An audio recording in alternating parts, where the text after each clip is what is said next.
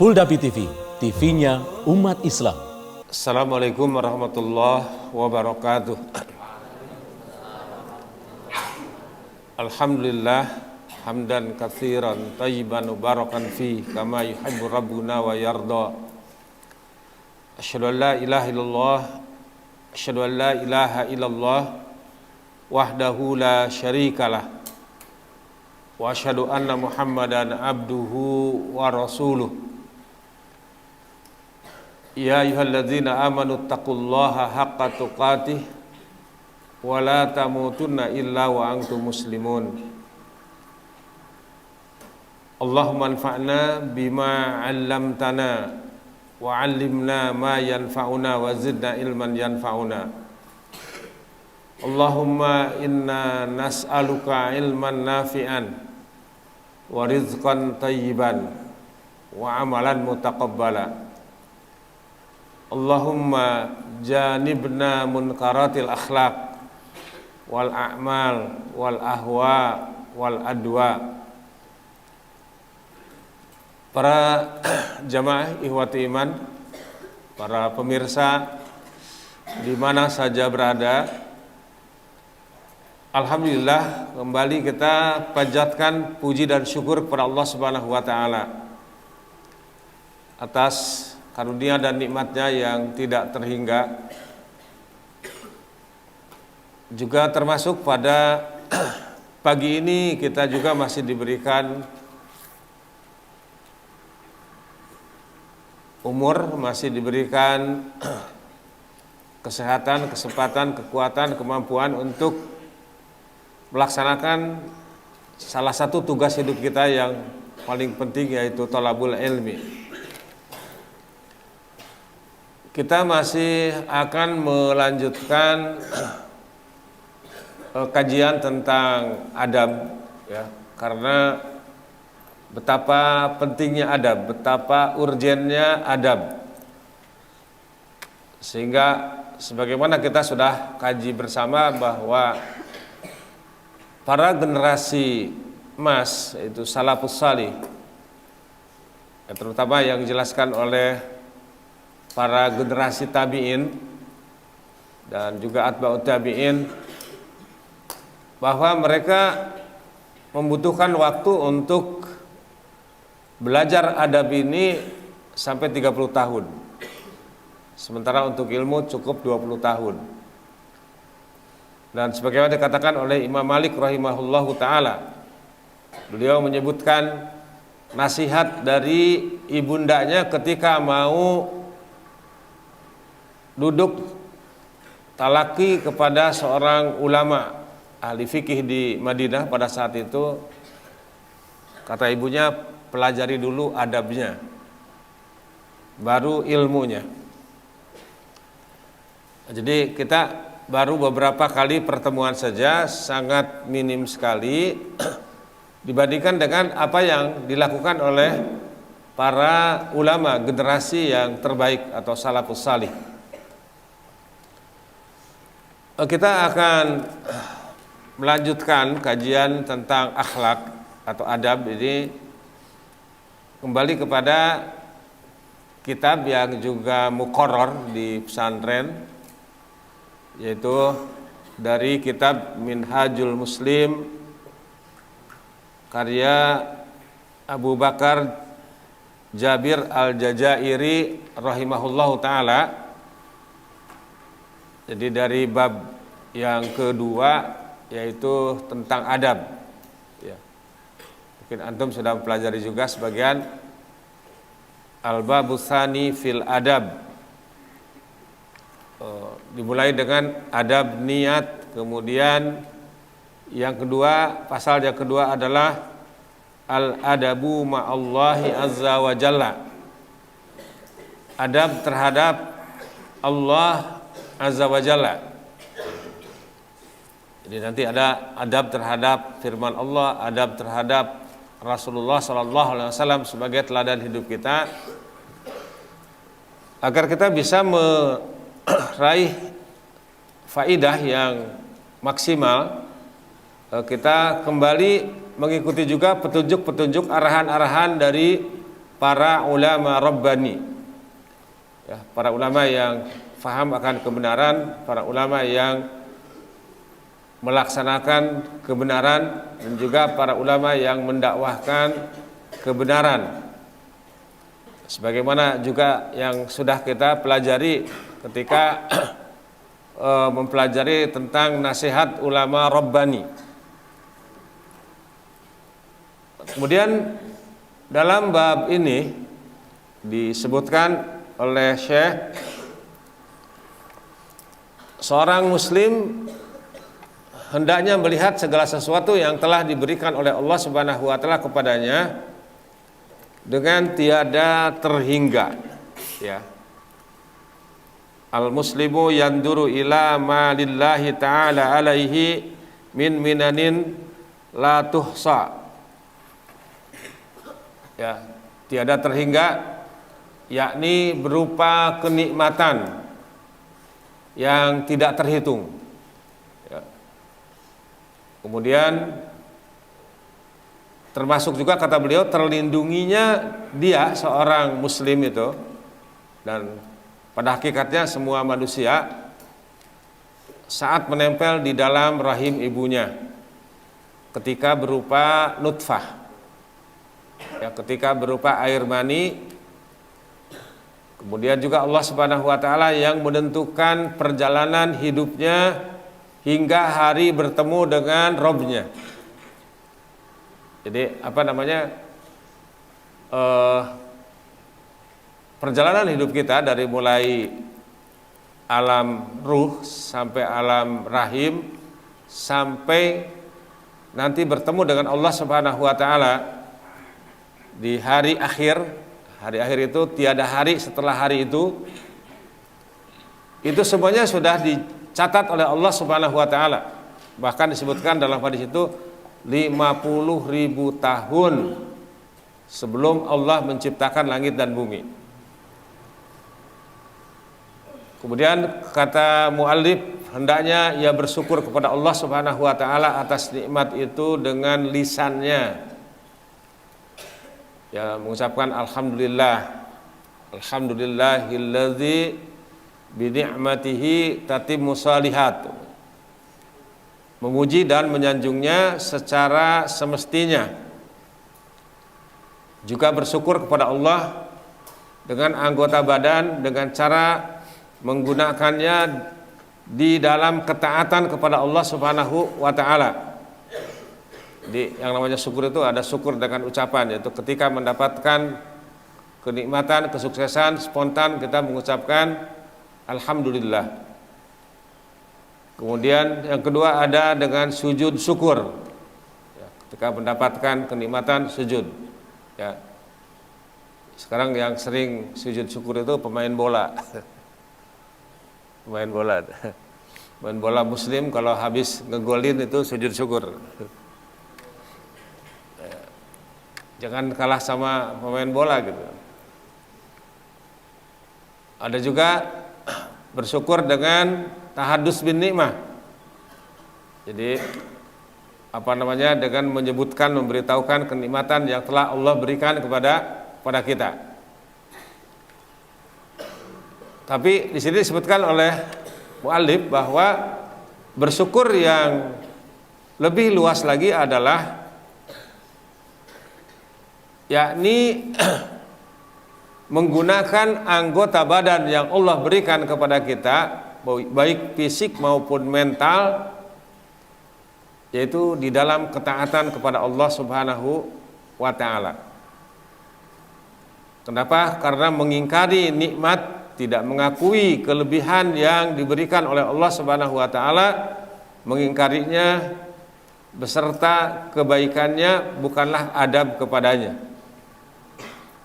Itu diantara adab kepada Allah Subhanahu wa taala, yaitu mengakui bahwa semua yang kita dapatkan ini dari Allah Azza wa Jalla, ya. Kemudian muallif membawakan juga firman Allah Azza wa Jalla dalam Al-Qur'an surat An-Nahl ayat 53. Wa ma bikum min ni'matin faminallah, dan segala nikmat yang ada padamu datangnya dari Allah Subhanahu wa taala. Bukan dari mana-mana, tapi itu semuanya dari Allah Subhanahu wa taala.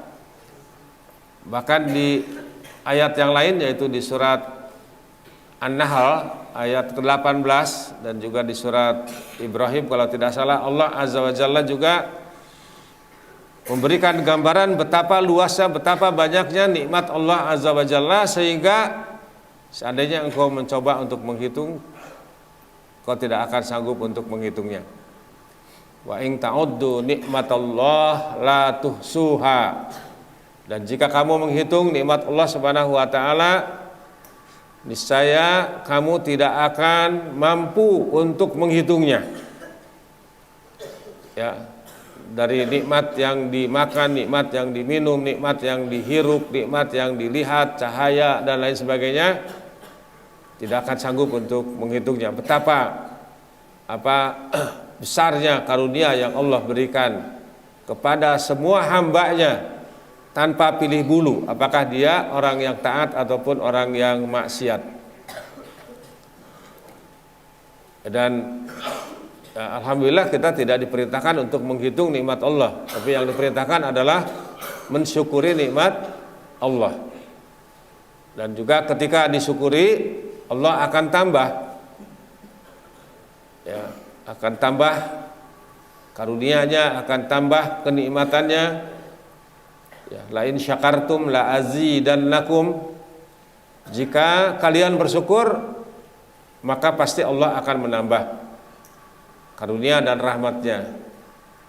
Tapi sebaliknya, wala in kafartum inna azabi lasyadid. Dan jika kalian kufur, sesungguhnya azabku itu sungguh keras, sungguh berat, sungguh dahsyat adab Allah Subhanahu wa taala. Kemudian juga beliau membawakan firman Allah Azza wa Jalla dalam Al-Qur'an di surat Al-Baqarah ayat 152. Fadhkuruni adzkurkum washkuruli wala takfurun. Maka ingatlah kepadaku, aku pun akan ingat kepadamu. Jadi kalau ingin diingat oleh Allah Subhanahu wa taala, di antara penyebabnya adalah kita harus selalu ingat kepadanya. Kemudian washkuruli wala takfurun, dan bersyukurlah kepadaku dan janganlah kamu ingkar kepadaku. Di pantasan Rasulullah sallallahu alaihi wasallam ketika memberikan hadiah tausiah kepada sahabat yang beliau cintai, ya, bukan harta, bukan materi yang beliau berikan, tetapi beliau memberikan sesuatu yang lebih berharga lagi, yaitu bekal doa. Ya, pada siapa itu? Sahabat Mu'ad bin Jabal radhiyallahu anhu. Sampai beliau mengatakan, usika ya Mu'ad, la tada'anna dubura kulli salatin antakul Allahumma a'inni ala zikrika wa syukrika wa husni ibadatik. Aku berwasiat kepada wahai Mu'ad, jangan engkau tinggalkan pada setiap akhir salatmu, hendaklah engkau berdoa kepada Allah Subhanahu wa taala, Allahumma a'inni ala zikrika. Ya Allah, tolonglah aku agar aku senantiasa ingat kepadamu, wa syukrika, dan bersyukur kepadamu, wa husni ibadatik, dan agar aku senantiasa beribadah kepadamu dengan baik. Jadi kita ketika berdoa itu yang pertama kali diprioritaskan sebetulnya itu, ya. Sebab kalau ketika berdoa biasanya kita hanya daftar permintaan. Tapi kalau kita melihat bagaimana doa seorang hamba Allah yang salih, seperti doa Nabi Sulaiman, sama dengan apa yang diwasiatkan oleh Nabi Shallallahu Alaihi Wasallam. Beliau tidak minta tambahan kekayaan, tambahan jabatan, tambahan kemuliaan, tidak. Tapi apa kata beliau? Rabbi auzi'ni an ashkura ni'mataka allati an'amta alayya wa ala walidayya wa an a'mala salihan tardahu wa adkhilni bi rahmatika fi ibadika salihin. Sama dengan tadi, ya Allah tolonglah aku agar aku mampu mensyukuri segala nikmat yang telah Engkau berikan kepadaku dan kepada kedua orang tuaku, dan tolonglah aku agar aku mampu melakukan amal salih. Maksudnya semua amalan, semua tingkah laku, semua perilaku itu menjadi ibadah. Semua perilaku, semua amalan, semua gerak itu ya dilandasi dengan ikhlas semata-mata karena Allah Subhanahu wa taala, dan dilakukan, dikaitkan dengan kebiasaan yang dilakukan oleh Rasulullah sallallahu alaihi wasallam. Ya, kemudian dan dengan rahmat-Mu ya Allah masukkanlah aku ke kelompok orang-orang yang salih. Jadi ini doa orang yang cerdas. Ujungnya minta-minta juga, karena beliau yakin ketika seseorang bersyukur pasti Allah akan menambah. Ya tadi dalam Al-Quran, la in syakartum la azidannakum.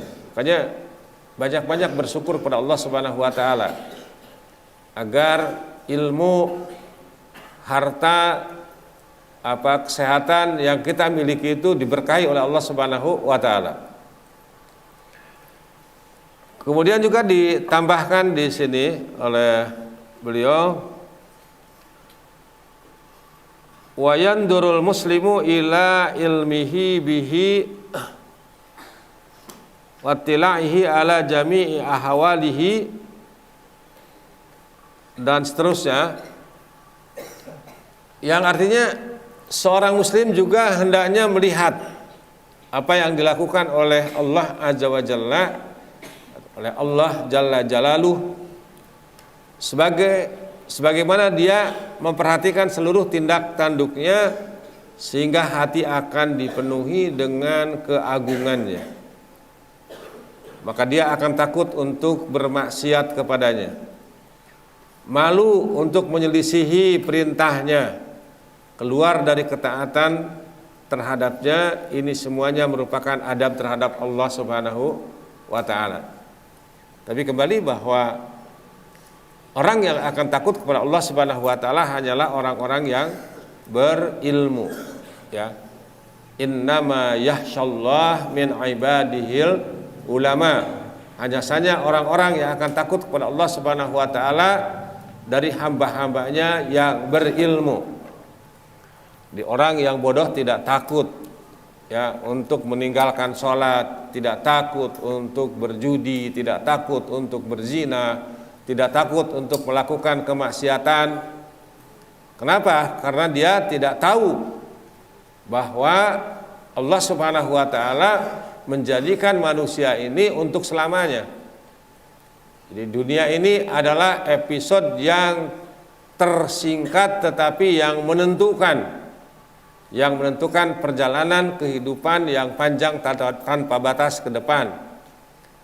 Sehingga dia akan menyibukkan dirinya dengan ketaatan kepada Allah Subhanahu wa ta'ala dan tidak melaksanakan kemaksiatan.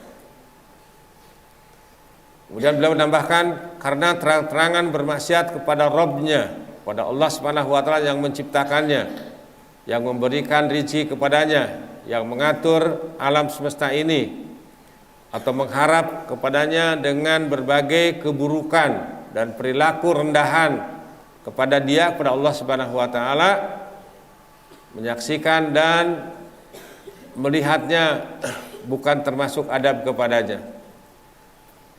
Kemudian mu'allif membawakan firman Allah Azza wa Jalla di Al-Quran surat Nuh, surat ke-71 ayat 13, ma lakum la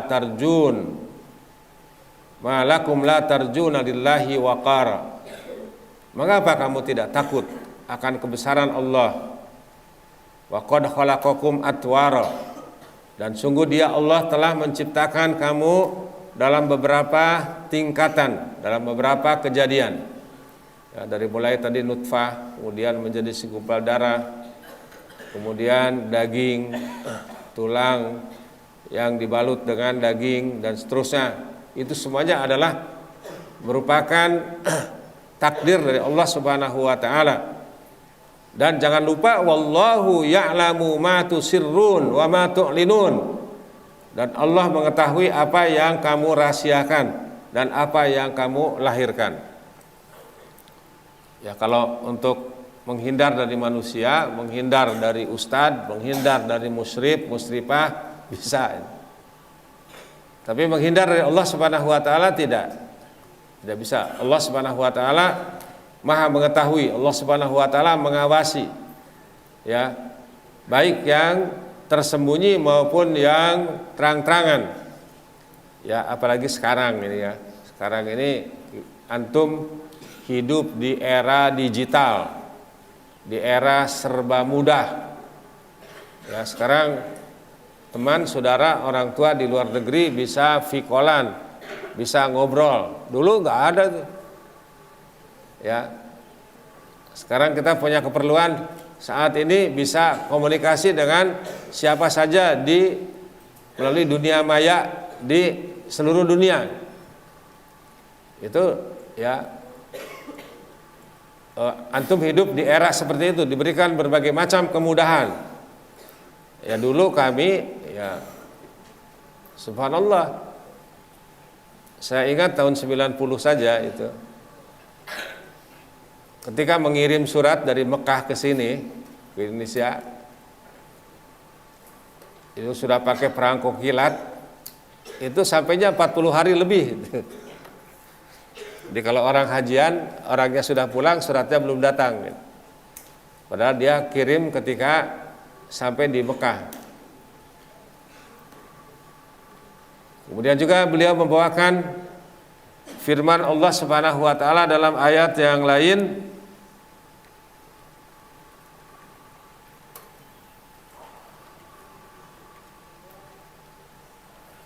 yaitu di surat Yunus surat ke-10 ayat ke-61. Wa ma takunu fi sya'ni wa ma tatlu minhu min Qur'an wa la ta'maluna min amalin illa kunna 'alaikum syuhuda ittafiduna fi wa ma ya'zubu an rabbika min misqali dzarratin fil ardi wala fis sama wala asghara min dzalika wala akbar illa fi kitabim mubin. Dan tidaklah engkau Muhammad atau wahai orang-orang yang beriman berada dalam suatu urusan dan tidak membaca satu ayat Al-Quran, serta tidak pula kamu melakukan suatu pekerjaan, melainkan kami menjadi saksi atasmu ketika kamu melakukannya. Allah tidak lengah sedikit pun dari pengetahuan Tuhanmu, biarpun sebesar zarrah. Jangankan yang besar, jangankan manusia, sebesar zarrah pun. Zarrah itu apa tuh? Biasanya suka diartikan biji sawi, debu. Ya, katanya zarrah itu partikel benda yang terkecil. Ya, itu Allah Subhanahu wa taala tahu. Baik di bumi maupun di langit, tidak ada sesuatu yang lebih kecil dan yang lebih besar daripada itu, melainkan semua tercatat dalam kitab yang nyata, yaitu di Lauhul Mahfuz. Artinya tidak ada yang tersembunyi dari pengawasan Allah Subhanahu wa taala. Ya, makanya di antara jalan untuk memperoleh predikat takwa itu, kita harus selalu muraqabah, merasa diawasi oleh Allah Subhanahu wa taala. Kemudian juga beliau menambahkan, meneruskan dalam pasal ini, seorang muslim harus meyakini bahwa Allah berkuasa atasnya. Dialah yang memegang ubun-ubunnya, artinya yang menguasainya. Dan bahwasanya tidak ada tempat berlindung dan lari darinya kecuali hanya kepadanya semata. Maka hendaknya ia lari menuju Allah, menghambur kehadapannya, menyerahkan seluruh urusan hanya kepadanya, bertawakal, artinya berserah diri kepadanya. Ini semua merupakan adab, etika kepada Rabb dan penciptanya. Oleh karena itu tidaklah beradab jika seseorang lari kepada sesuatu yang tidak memiliki tempat pelarian. Ya, umpamanya lari ke pohon besar, lari ke kuburan, lari ke batu besar, lari ke dukun, ya. Bersandar kepada yang tidak memiliki kemampuan apapun, serta bertawakal kepada yang tidak memiliki daya upaya dan kekuatan.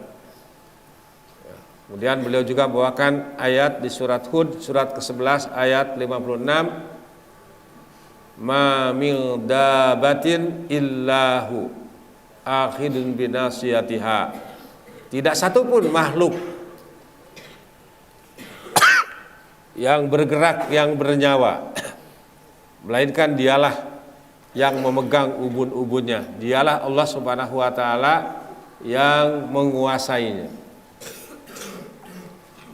Maka untuk itu beliau juga bawakan ayat berikutnya di surat Az-Zariyat ayat 50. Fafirru ilallah inni lakum minhu nadhirum mubin.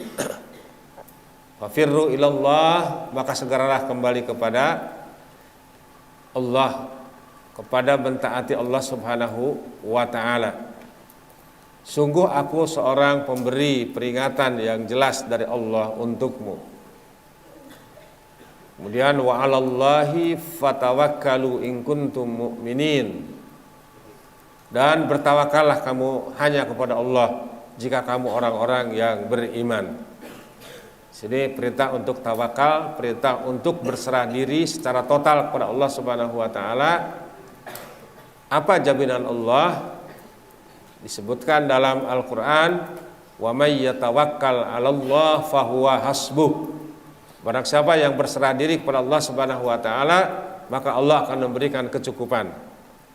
Ya, kalau kita tawakal kepada Allah dalam menuntut ilmu, Allah akan memberikan kecukupan kesehatan, kecukupan umur, kecukupan semangat, kecukupan bekal, kecukupan kesabaran, ya, dan lain sebagainya. Yang penting kita yakin bahwa apa yang Allah janjikan itu pasti benar.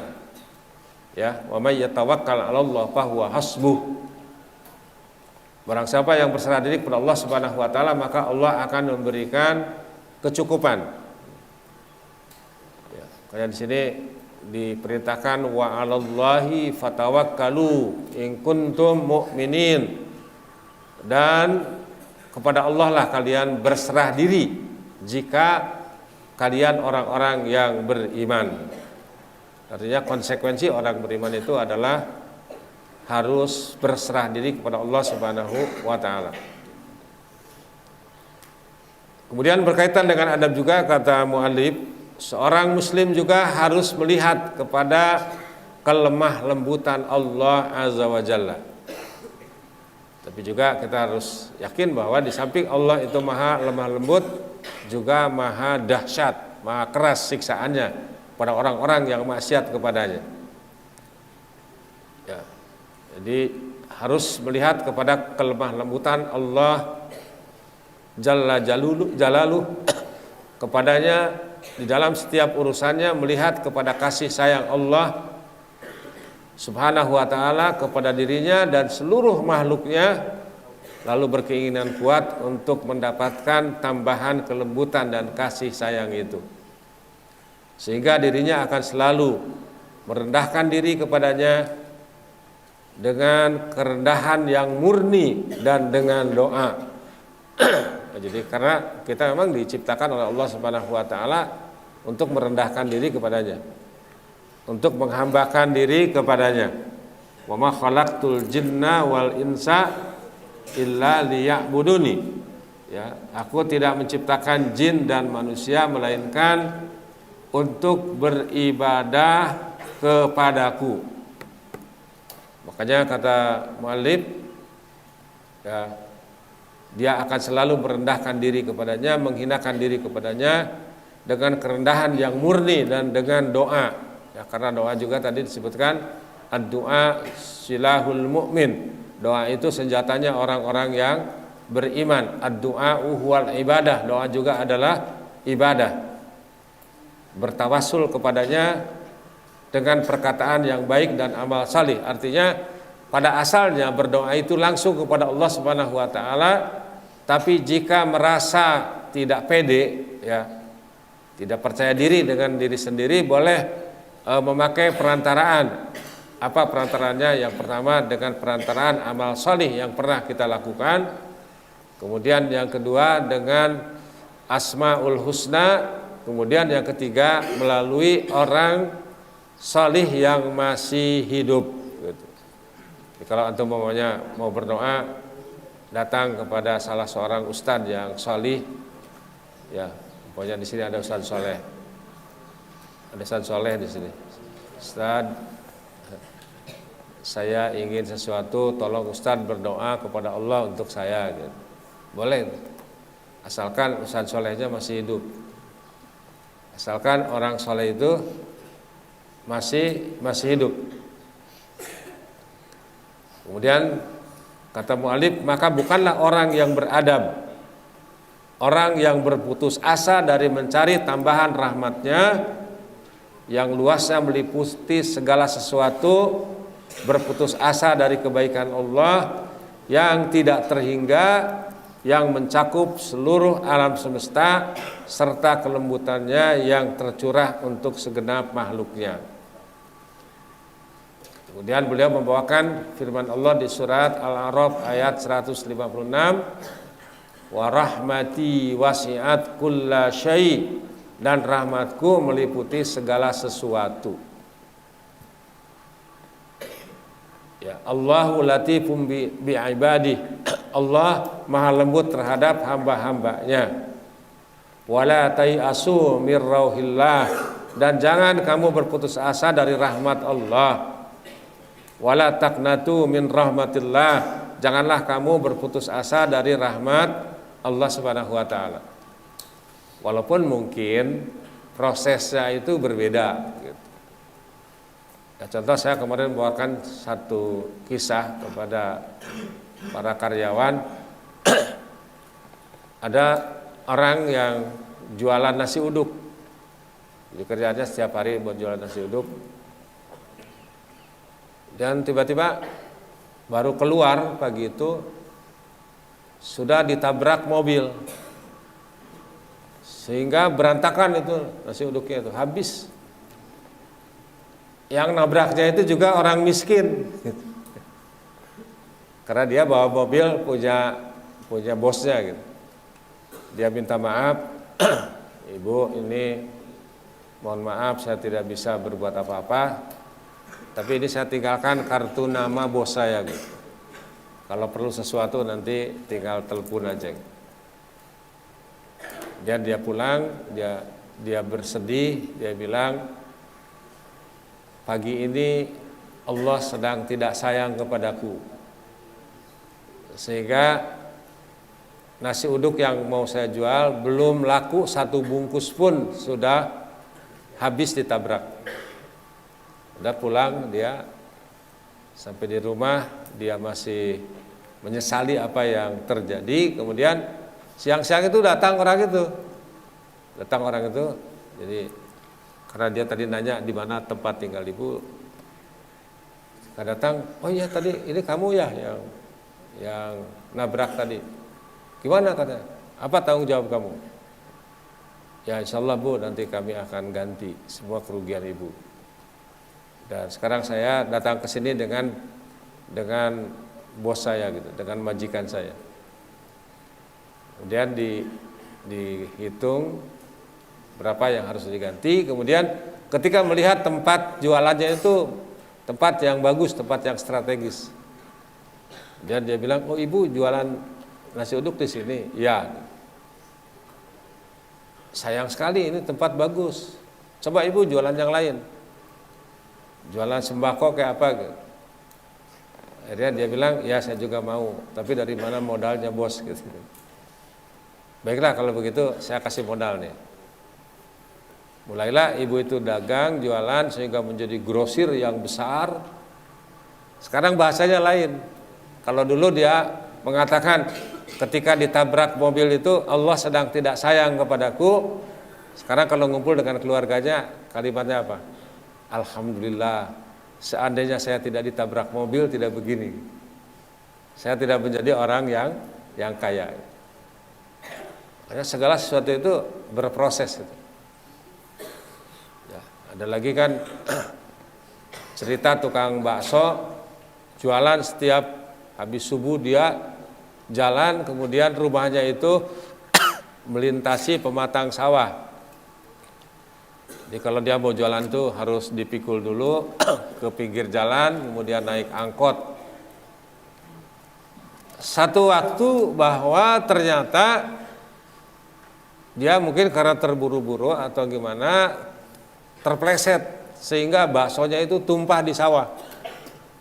Dia sedih, ya, kemudian berdoa kepada Allah Subhanahu Wa Taala.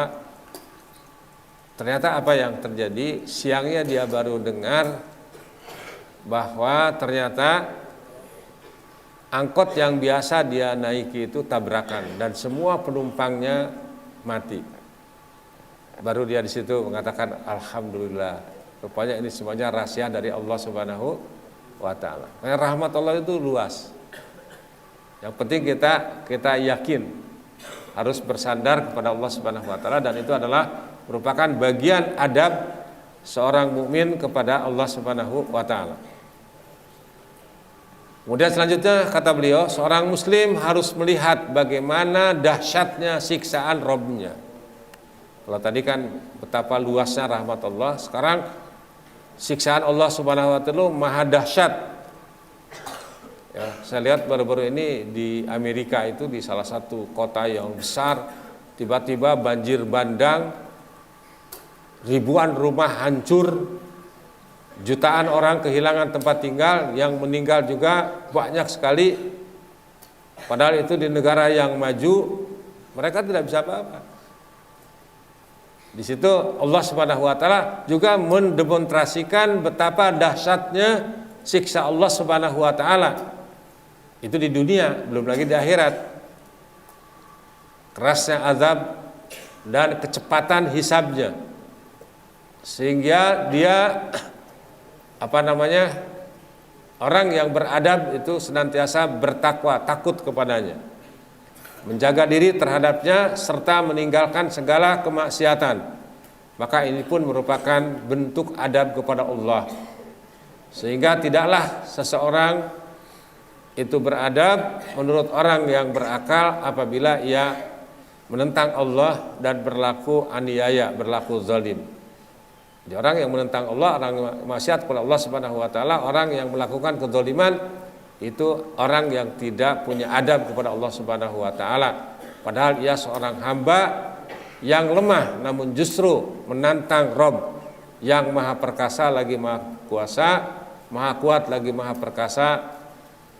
Dia Allah Azza wa Jalla juga berfirman dalam Al-Quran di surat Ar-Ra'd, surat ke-13 ayat 11, wa idza aradallahu biqaumin su'an fala maraddalah wa ma lahum min dunihi min wal. Dan apabila Allah menghendaki keburukan terhadap suatu kaum, maka tidak ada yang dapat menolaknya dan tidak ada pelindung bagi mereka selain Dia. Inna batsya rabbika lasyadid. Sesungguhnya azab Tuhanmu sangat keras. Wallahu azizun dzuntiqam. Allah maha perkasa lagi maha mempunyai hukuman. Kemudian seorang muslim harus memandang Allah Subhanahu wa taala ketika ia berbuat maksiat atau keluar dari ketaatan kepadanya, bahwa seakan-akan ancamannya telah sampai kepadanya, azabnya seakan telah turun dan balasannya telah tiba di sekitarnya.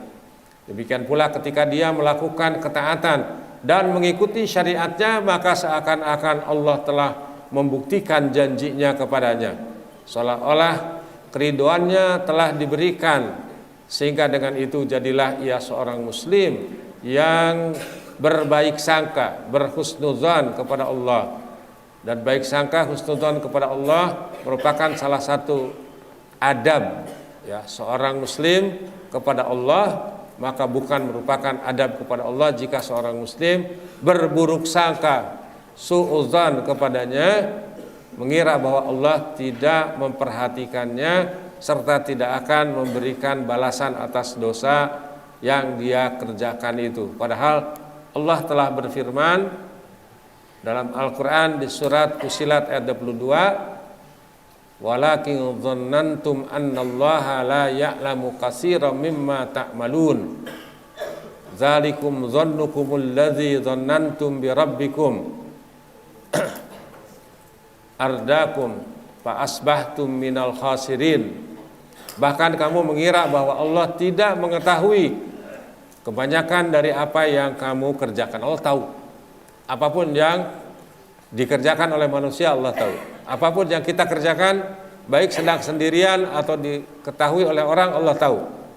Dan itulah dugaanmu yang telah kamu sangkakan terhadap Tuhanmu. Dugaan itu telah membinasakan kamu, sehingga jadilah kamu termasuk orang yang rugi. Juga bukan merupakan adab kepada Allah jika seseorang bertakwa kepada Allah, ya, mentaatinya, namun berprasangka bahwa Allah tidak akan memberikan balasan kepadanya atas amal baik yang telah dia kerjakan itu. Jadi sekalipun dia bertakwa tapi masih berprasangka buruk, itu berarti orang tidak punya adab kepada Allah Subhanahu wa taala atas ketaatan dan ibadahnya. Padahal Allah telah berfirman, wa may yuti'illaha wa rasulahu wa yahsyallah wa yattaqi faulaika humul faizun. Dan barang siapa yang taat kepada Allah dan Rasulnya serta takut kepada Allah dan bertakwa kepadanya, mereka itulah orang-orang yang mendapatkan kemenangan.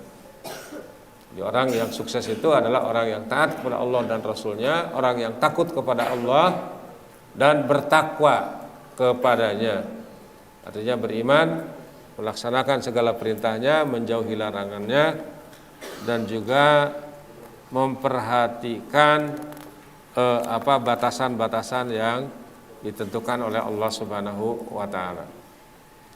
Kemudian beliau pun membawakan juga ayat yang berisikan motivasi, stimulasi, rangsangan, ya, man amila shalihan min dzakarin aw unsa wa huwa mu'minun falanuhyiyannahu hayatan thayyibah wa lanajziyannahum ajrahum bi ahsani ma kanu ya'malun.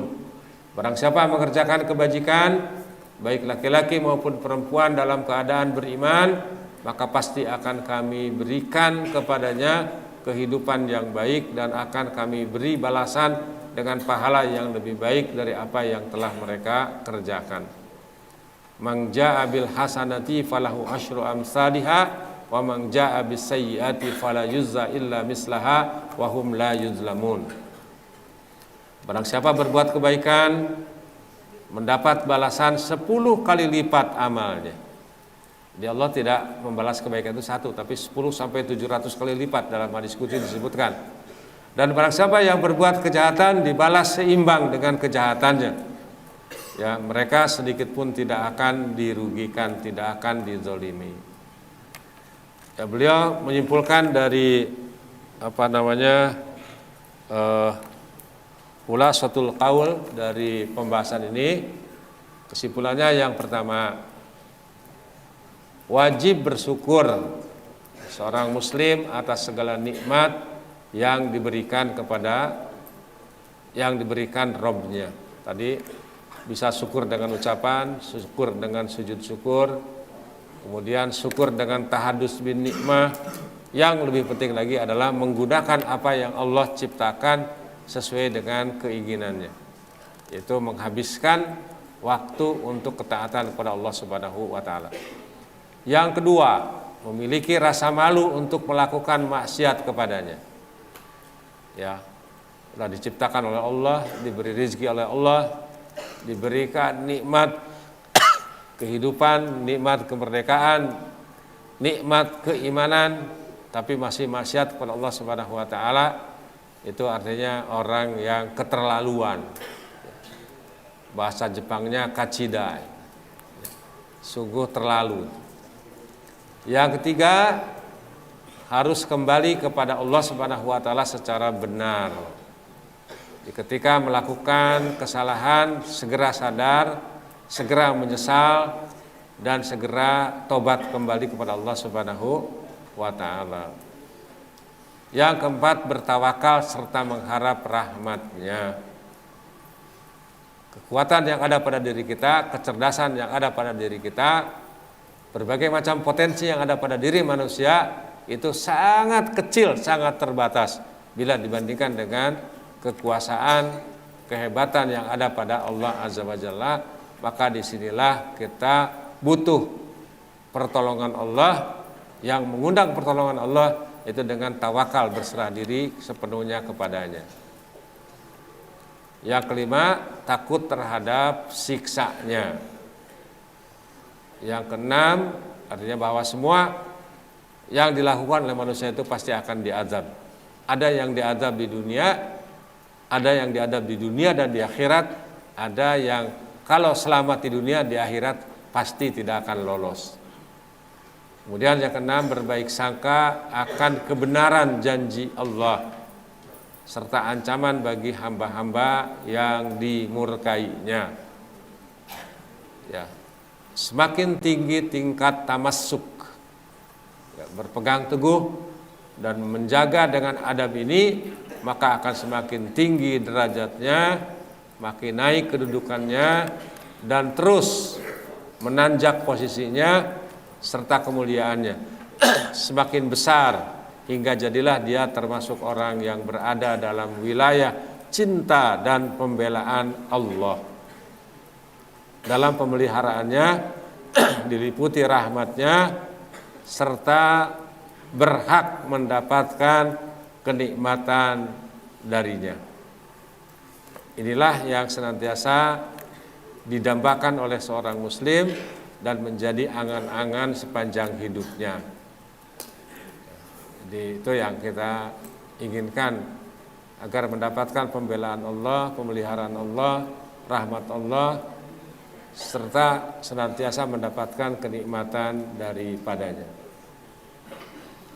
Kemudian beliau menutup dengan sebuah doa yang indah sekali. Ya, coba kita baca sama-sama. Allahumma rzuqna wilayataka wala tahrimna riayataka waj'alna ladaika minal muqarrabin ya Allah ya Rabbal alamin. Allahumma rzuqna wilayataka wala tahrimna riayataka waj'alna ladaika minal muqarrabin ya Allah ya Rabbal alamin. Sekali lagi, Allahumma rzuqna wilayataka wala tahrimna riayataka waj'alna ladaika minal muqarrabin. Amin ya Rabbal alamin. Jadi ya Allah, berikanlah kepada kami cinta dan pembelaanmu. Janganlah engkau halangi kami dari penjagaanmu, dan jadikanlah kami semua di sisimu sebagai al-muqarrabin, orang yang dekat denganmu, ya Allah ya Rabbal alamin. Baiklah, itu saja dulu yang bisa kita kaji pada pagi ini. Kita akhiri dengan tasbih kafarah. Subhanakallahumma bihamdik asyhadu an la ilaha illa anta astaghfiruka wa atubu ilaik. Wa sallallahu ala Muhammadin wa ala alihi wa sahbihi wa sallam wa akhiru da'wana walhamdulillahi rabbil alamin. Jazakallahu khairan. Assalamualaikum warahmatullahi wabarakatuh.